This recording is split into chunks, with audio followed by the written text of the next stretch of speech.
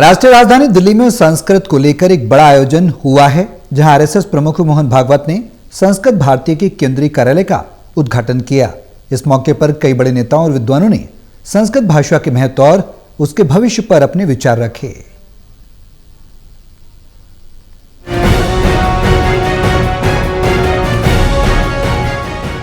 संस्कृति भारती के केंद्रीय कार्यालय के उद्घाटन समारोह में देश भर से आए विद्वानों और नेताओं ने हिस्सा लिया।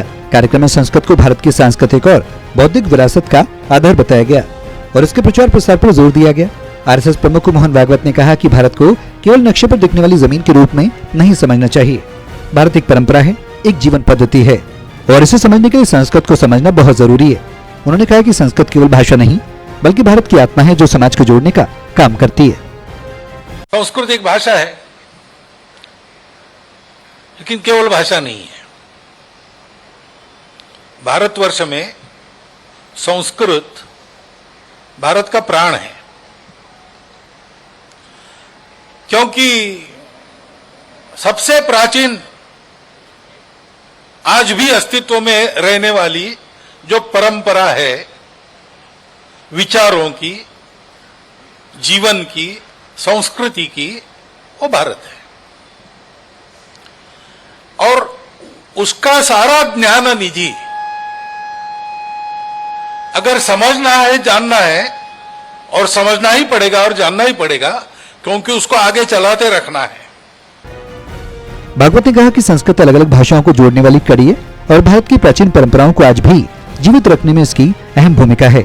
वहीं वरिष्ठ बीजेपी नेता मुरली मनोहर जोशी ने कहा, अगर देश के अधिकतर काम संस्कृत में होने लगे तो भारत के लिए बड़ी उपलब्धि होगी।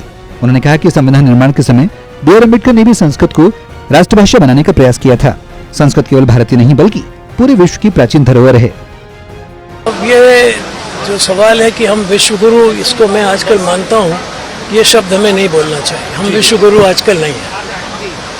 विश्वगुरु होना चाहिए, विश्वगुरु कभी थे, अगर आज हम हैं ऐसा नहीं है। लेकिन संस्कृत उस दृष्टि से बहुत महत्वपूर्ण है, क्योंकि अभी जो नासा के लोग हैं वो भी बार बार कहते हैं कि संस्कृत ये वास्तव में संप्रेषण की सबसे महत्वपूर्ण भाषा है।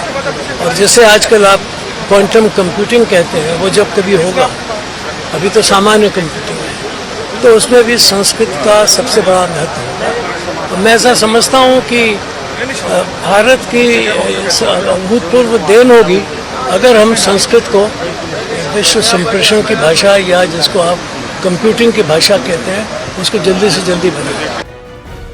कार्यक्रम में वक्ताओं ने कहा कि संस्कृत केवल एक भाषा नहीं बल्कि भारत की सांस्कृतिक और ऐतिहासिक पहचान की आधारशिला है। उनका मानना है कि संस्कृत को राष्ट्रभाषा का दर्जा मिलना चाहिए, जिससे देश की प्राचीन विरासत को और मजबूती मिल सके। इसके साथ ही दिल्ली के नाम को लेकर भी सुझाव सामने आया।